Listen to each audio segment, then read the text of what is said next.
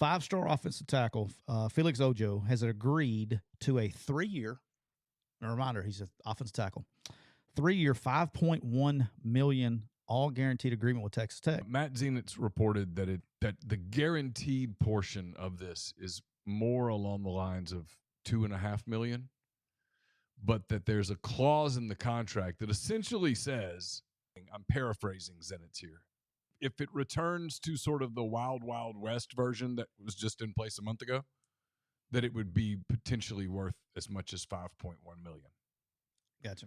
There's no way that you're spending $1.7 million of your rev share per year on a high school offensive lineman.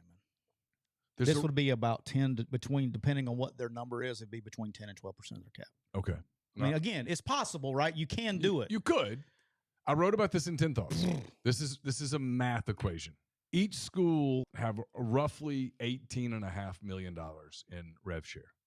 If you use 85% of that money on football, it comes out to like 15.3 million-ish. I know of teams between 13.5 and 16.5.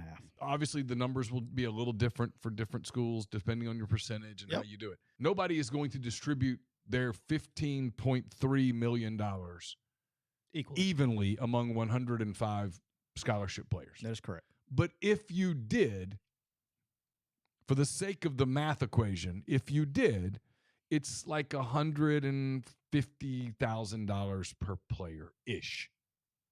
Again, if you get hung up on specific numbers on this, you're really missing the point.